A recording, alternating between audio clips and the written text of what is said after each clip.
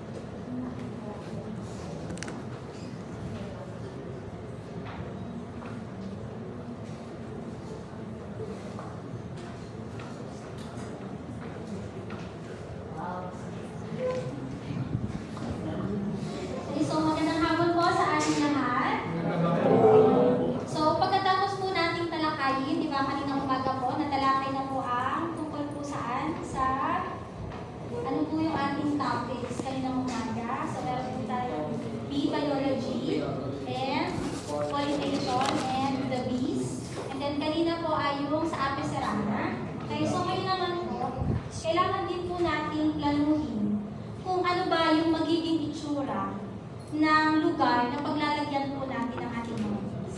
Okay? So, dito po iikot ang aking tatalakayin ngayong hapon tungkol sa biscuit. Okay? So, ito po yung ang outline ng aking po mga tatalakayin ngayong hapon. So, una po, syempre, i-introduce ko po muna sa inyo kung ano po ba yung biscuit. Okay? Pangalawa po ay bees in landscaping. Third is beescape concept. So, ano po ba yung iba-ibang mga konsepto ng beescape na pwede po natin gawin? We also have the meliponiary landscape management and landscaping, meliponiary and high-density planning. So, ito po ay nakafocus po primarily sa stingless bees. And then also we have the pesticide use in beescape management. So, ano ba yung effects ng paggamit ng pesticide sa pag-aalaga natin ng bees? Okay? So, una po, ano po ba pag sinabi natin beescape? Ano po yung una natin na iisip? Pakiayos. Escape. Escape. Opo, wag po kayong i-escape sa beekeeping. Okay? So, ang beescape po ay short term for bee landscape. Okay? So, ito po ay proseso ng pagpaplano na magiging itsura ng ating pong paglalagyan ng ating bees. So, hindi lang po ito ang ibig sabihin na yung pagpapaganda ng lugar, kundi po pagbibigay ng kanais-nais na lugar para po sa ating mga bees. Sa pamamagitan ng pagsasama-sama ng mga halaman na kailangan po ng ating mga bees para sila ay dumami at mabuhay. Okay? So, yun po yung beescape. At ang pagpaplano po ng beescape or landscape, beescape or bee landscape, so ito po dapat ay merong 3 dimensions. Okay? So, ang dapat po natin i-consider ay yung pag-sculptura ng lupa. Kasi di ba pag po landscape, yung naisip natin. So, kapag naplano lang po natin yung magiging itsura ng lupa natin, so ang sunod po noon ay yung tamang strategy ng pagtatanim at pagsasama-sama ng mga halaman na gagamitin ng ating mga bees. Okay? Particular po ay ang panggagamitan ng kanilang pagkain. Okay? At meron po tayong 5 factors na dapat po natin i-consider sa pagpaplano po ng ating beescape or bee landscape. Okay? So, eto po yan.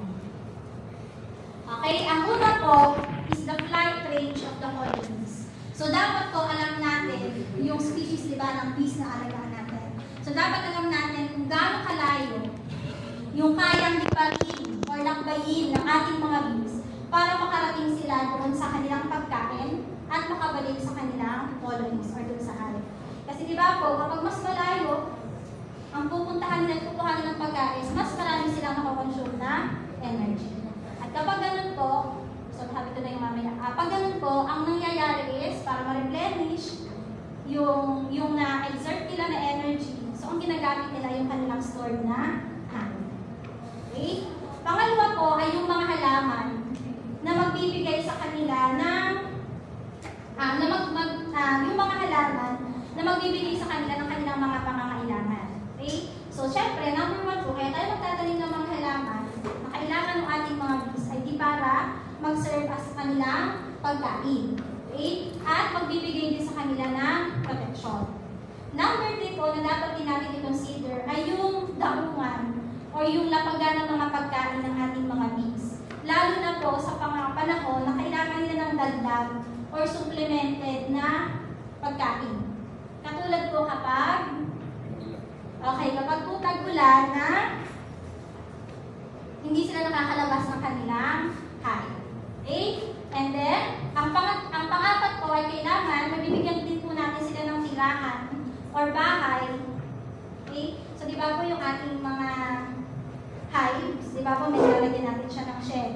Okay? Para po maprotektahan ang ating mga bees sa pabago-bagong panahon at direktang sikat ng araw. Okay? At ang panglima po ay yung determinasyon ng tamang dami o laki ng colonies. Depende po sa lawak o laki ng lugar kung saan natin ilalagay yung ating bees. Okay? So, baka po kasi tawag dito, sobrang dami na natin ng alaga na bees, pero yung lawak pala ng ating areas ay hindi sapat. Okay? So, yun po. So, mamaya po, isa-share ko sa inyo yung estimated na spacing and allotted planted space. Each hive specific po for stateless bees. So, ito po yung 5 na factors na mahalaga po na dapat natin i-consider sa pagpaplano po ng ating bee landscape. Okay? Next po ay yung bee concepts. Okay? So, meron po tayo iba-ibang konsepto na pwede natin gamitin sa ating pong bee landscape. Okay? So, meron po tayong 5 na iba-ibang konsepto. Okay? So, ang number 1 po dyan, so meron po tayong tinatawag sa formal beescape. Pangalawa po ay meron po tayong tinatawag na semi-formal. We also have the vernacular beescape, vintage beescape, and modern beescape. Okay? So, ano-ano po yung differences nung 5 na konsepto na yan. Okay? Magsimula po tayo sa formal beescape. Okay? So, pag formal beescape po, makikita po natin talaga na napakaayos ng pagkakalagay ng mga hives natin. At makikita din po natin na talagang meron pong mga palatandaan, pagkakakilala, or identification tags. Ito pong mga hives natin. Okay? So, usually po, sample lang po yan. Usually po, so pag makakakita po tayo ng formal na beescape sa mga clubhouses and hotel gardens, sa mga taas nila yung pinakatuktok. And then also sa clubhouses or hotel gardens. Okay? And then, makakapita rin po tayo ng formal or feeding pedestals, yung daungan or lagayan ng pagkain. Okay? And then, meron din po tayong formal na design ng source ng water. Kasi po, aside po sa pagbibigay ng parang source ng food sa bees, kailangan din po meron silang source ng water. Kasi kailangan din po nila nun. Okay? So, yun po yung formal beescape. Pangalawa naman po ay yung semi-formal beescape. Ang semi-formal beescape naman po, ito po yung mas casual. Okay, na konsepto ng beescape. Kung saan, ang mga tao po ay nakakapag-interact pa din sa mga bees. Okay, pero po, napapanatili pa din yung ganda at ayos ng mga halaman na kailangan ng mga bees.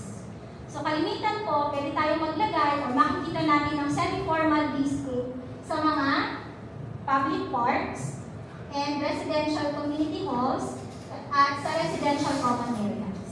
Okay, so kahit nakakapag-interact po, still dapat po ay hindi pa rin totally dapat mag-disturb yung ating mga bees. Okay? Ito po siguro yung familiar tayo. Okay, so we have the vernacular beescape. So, ang vernacular beescape naman po ay ang traditional na konsepto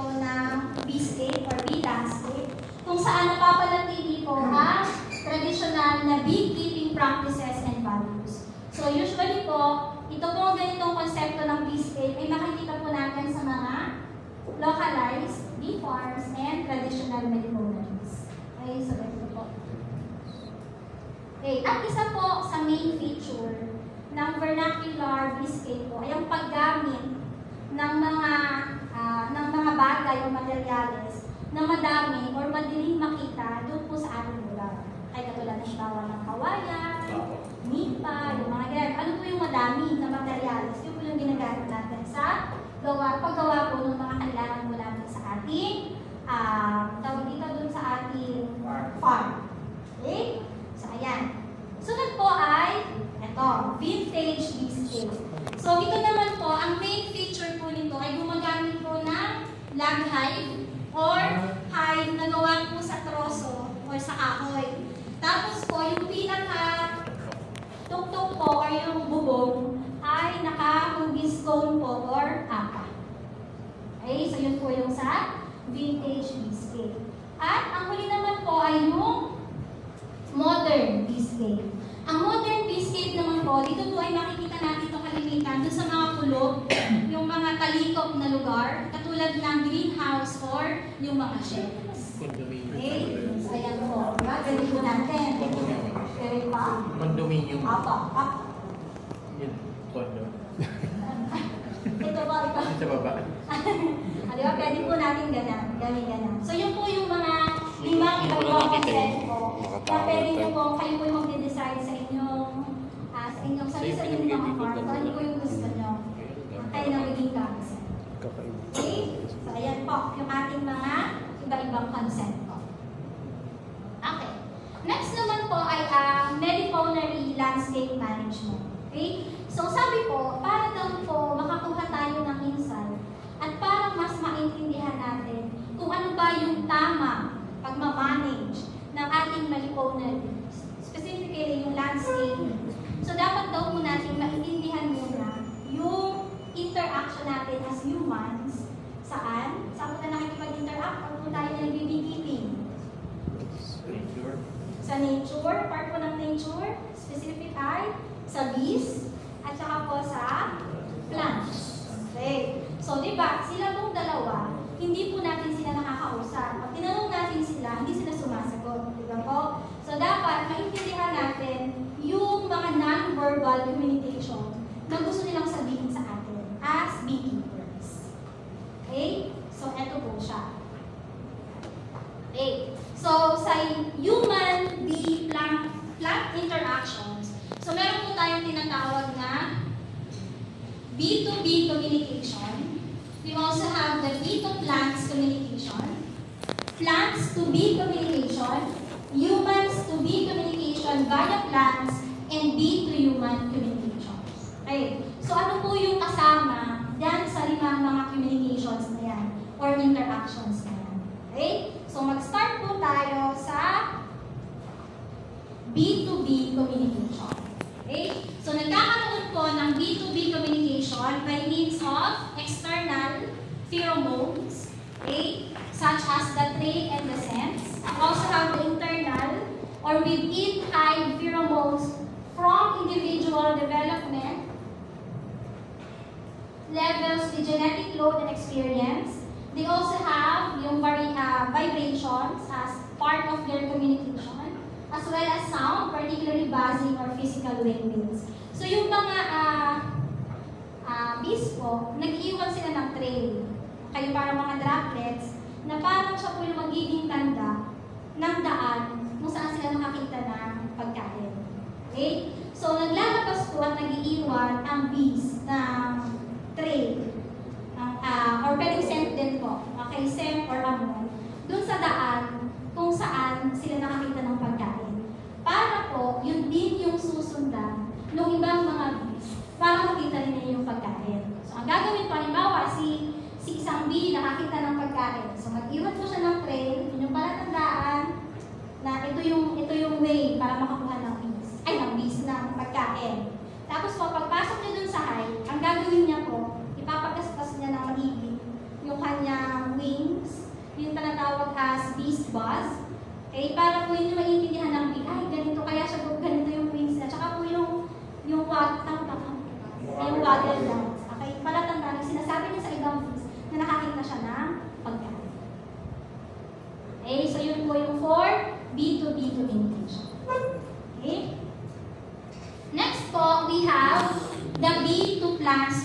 communication. So under po ng B2 plants communication, meron po tayong tinatawag as basic vibrations of flowers.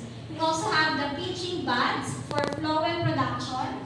We also have the sac-sucking and extrafloral nectar making. Okay. Yun po una, yung basic vibrations of flowers. So siya po ay ginagamit, syempre ng bees, for pollination. Okay? Tapos po, yung third hanggang fourth po na processes, ito naman po ay ginagamit ng bees para makapag-reserve sila ng energy. Okay? So, nakakapag-reserve po ng energy ang mga bees. Depende po ito sa lalim ng corolla ng flower. Okay? So, magkaugnay po yung haba ng dila tsaka yung lalim ng corolla kung saan kukuha ng pagkain yung mga bees. So, kapag po masyadong mahaba yung corolla, malalim, so mas madami po sila na-exert na energy para makuha yung kanilang pagkain, like nectar po. Okay? Kaya po, gumagamit sila ng alternative na mga ways para mas maka-reserve sila ng energy. Okay po?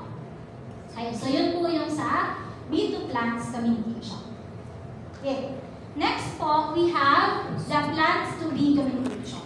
So we have the young shoot, sap, oozing, and bud colors.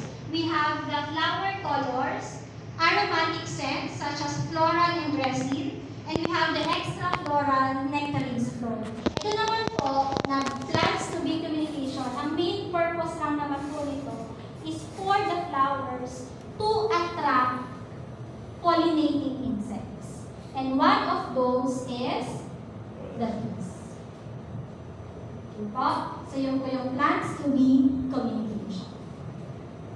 Next naman po, another type ng ating interaction ay ang bee to humans communication.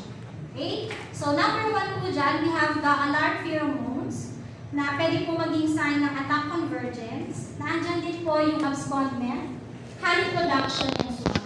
Okay. So for the alarm pheromones na, so kapag po nagpupulabo ng mga bees, o halimbawa tayo po, meron tayong ginawa na something para sila ay magulabo or magalit. So ang mga bees po, sila po ay naglalabas ang tinatawag as alarm pheromones, na meron po siyang sticky consistency. Tapos po, ang gagawin ng ibang mga bees, pupunta sila doon sa alarm pheromones. Ay, sabi sabihin, meron silang tendency, since sila ay parang na-disturb, meron silang tendency na umatake.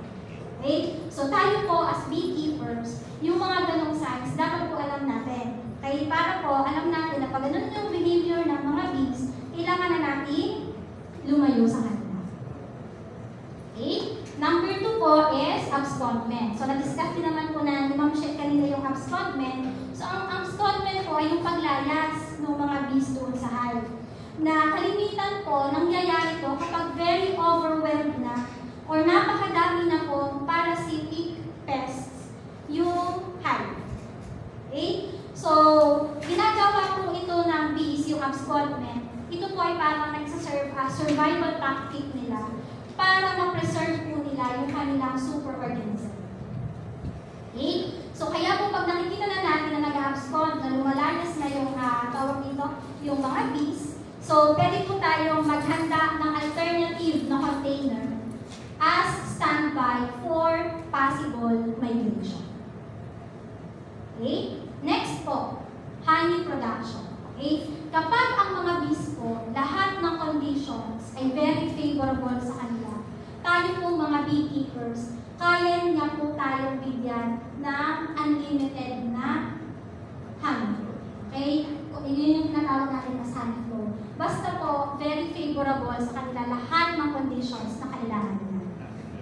Okay? So, yun po yung for honey production. Next naman po is yung swarming. So, di ba napakita naman po kanina ni Ma'am yung tsura po ng swarming. So, sila po ay parang nagsasama-sama into a large group. Okay? So, marami pong pwedeng ibig sabihin yung, di ba po yung swarming. Okay? So, meron pong isa na tinatawag as battling swarming. Yung battling swarming po, or battling swarm, ang nangyayari po doon ay parang ang mga bees na sila na nalakjo, tapos bumabagsak sila sa ground. Okay? Pag ganun po, ang palatandaan po yun, na ibig sabihin ay konti na lang or nagiging limited na lang yung resources na available sa kanila. Apo. Kasi pinukulang na po sila sa kailangan nila na source, food source. Meron din po tayo tinatawag na swarming for mating tendencies. Ito naman po yung indikasyon na maghahati na. Okay, magsisplit na yung ating beats. Okay, or magkakaroon na ng tawag ito extended colony. Okay, so kapag ganun po, so dapat po ay maghahanda rin tayo ng alternative sites para po sa tawag ito extended colony. Okay, so yun po ay for bee to humans communication. At ang huli po ay ang humans to bee communication. Okay, so sa lahat po ng diniscuss natin kanina ng mga interactions, communications, ito po yung very vital or very important sa ating pong pag-bee skill or sa pag-bee landscape. Okay? So, ang una po dyan, we have the strategic planting. So, these are the flowers to suit bee ecology. We also have the flower boosters such as the fertilizers and soil amendments. We have the relocation of the hives, water body, ambient temperature stabilization, suit bee requirements and bee colors, and forest stimulation. Ito po yung dapat natin naibigay para po sa ating mga bees. Okay? So, mag-start po tayo with the strategic planting. Okay. Ang mga bees po, hindi naman natin sila, diba, matuturuan po kung saan sila kukuha ng pagkain. O dito kayo, dito yung kumain. Okay? So, tayo din po, dapat magbibigay tayo ng non-verbal na communication sa kanila. So, paano natin mabibigay yon? Okay? So, ito po ay paraan para halimbawa dapat po ay ito ay tamang pagtatanim ng mga halaman para maturuan po natin sila kung saan, parang non-verbal. So, by way of planting ng ating pong mga plants, matuturuan natin sila, tawag dito, non-verbally, kung saan, kailan, at kung saan, kailan, at saan sila kakain. Okay? By means of arranging po yung ating mga plants, okay, by criteria of antithesis. Okay, so pag sinabi po natin antithesis, yun po yung flowering period ng mga plants. Okay, so pag halimbawa sunod-sunod yun, kung laging ganun yung nangyayari, so matatandaan ng mga bees, ay dito ako pupunta kasi nagpa-flowering plant na to. So susunod, dito ako. Okay, pupunta. So ganun po. Okay, yun po yung strategic planting. Okay? Next po, we have the flower boosters, fertilizers, and soil amendments. So ito naman po ay yung pag-a-apply sa tamang oras at schedule ng mga fertilizers and soil amendments and all para po masigurado ang best na benefits natin na bibigay para sa mga bees. Okay? So diba rin naman po mga ganito, meron yung tamang pag-a-apply. Hindi po yung kainan natin maisipan, doon lang po natin i-apply. Okay? So yan po. Next po, we have the relocation of the hives. Ito naman po ay yung proper or tamang paglalagay at pag-aayos ng ating mga hives para po maiwasan at maprotektahan sila sa mga predators. At para mabigyan din ng best na existence yung ating melatonin. Okay? Next po, ayan. Ito po. So, kailangan din po natin mag-provide ang ating mga bees ng source of water. Okay? Hindi lang po dahil kailangan. So, number one yun, kasi kailangan din nila. But aside from that, para po mabigyan din sila ng tamang humidity at moisture na kailangan nila, lalo po sa mga panahon ng tagtuyot or sobrang tag-init. Okay po? And then, next one is the ambient temperature stabilization.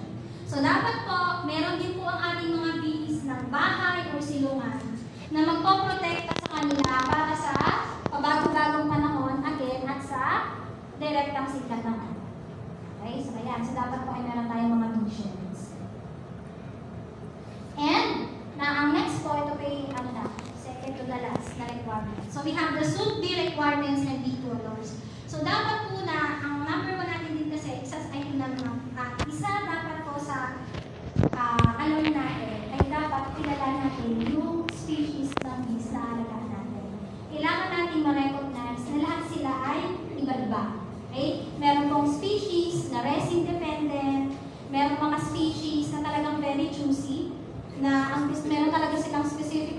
flowers na pupuntahan. At merong mga bees na ang gusto lang nila ay mga zap-producing plants.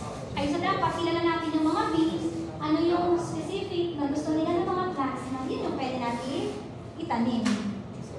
Okay? At ang last po ay yung forest sanitation. Okay, so lahat ang bees po, meron talaga silang natural environment. Diba po? Kung saan sila talaga naturally nabubuhay at nagsusurvive.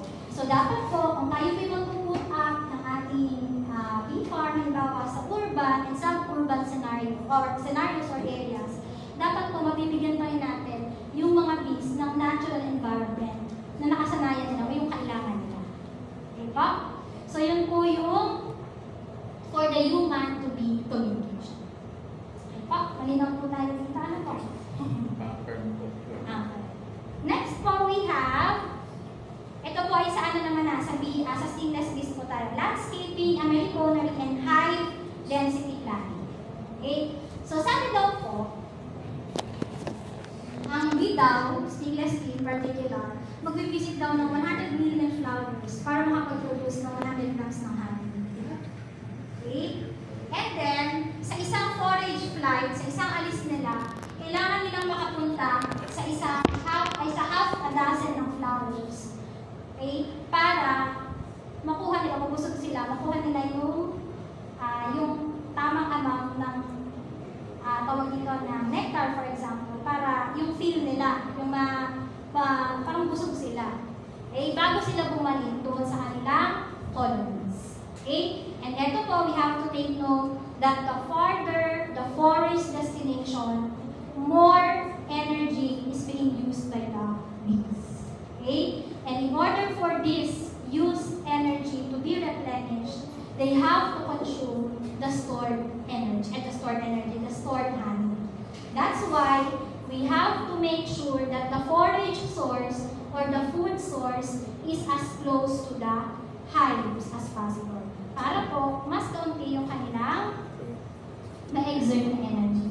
At hindi na rin magagamit yung stored na honey. Okay? Para yung harvest na natin. Po? So, yan. So, dapat po, sa pagla-landscape po, particularly na Melliponary, so dapat po meron tayong appropriate type ng flowers and plants na merong abundant flowering habit. So, ang isa nga daw po ang best option nga daw po ay palms. Kasi po, di ba, ang flowers nila halos magkakadikit. So, pokrow lang, lilipat lang from one flower to another kasi magkakadikit lang sila.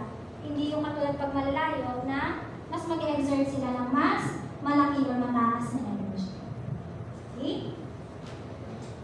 Ayan. Ito po yung sa high density plant. Ito po ay particular for the stainless bees. Okay? So sabi daw po, para daw po magkaroon ng maximum na capacity ng hive, so dapat daw po ay meron tayo at least tawag dito minimum of 2 meter spacing between the hives. Okay, so dapat po ang area is about 4 square meters per hive colony. Okay, so kung ang ating pong bilang ay 1:4, so dapat po ang planting area natin is about 16 square meters per hive. So kung meron po tayo 1 acre or about 4,000 square meters, so ang naandun po dapat ideally ay 200 hives. Na dapat ay meron tayong 3,200 square meters na crops or flowering fields. Okay? So yun po yung estimation. What? And then, for stocking naman po ng ating hives for commercial services, so kailangan po natin ng sheds with 8 frames, and we should have an assortment of at least 50 different species of flowers from ground covers, shrubs, and residue saplings. Okay? Okay. So that is for the high density plant. And then, okay, so ito po yung last topic. We have the pesticide used in beescake management. So ito po ay napakahalaga din po sa pag-bibifo. Okay? So yung dapat po alam natin yung paggamit kayo po gumagamit ng pesticides or yung effect nila. Ayan. So we really have to take note that pesticides are really dangerous to the bees. Okay? So kung hindi po natin naiiwasan talaga na mag-apply ng pesticides, so dapat po siya ay na-apply sa gabi. Okay? Kasi po pag umaga, doon po talaga lumalabas sila po ang bees para maghanap ng flowers. And as much as possible po, huwag po natin i-apply yung pesticide sa flowers. Kasi doon kumukuha or doon talaga kumukuha ng food yung bees. Okay? So, ito po yung signs ng poisoning, okay, caused by pesticides sa ating pong mga bees. Ang una po is nagkakaroon po ng dead na honeybee workers that accumulate at the hive entrance. So, usually po, tawag dito about 10 to 20 of the total number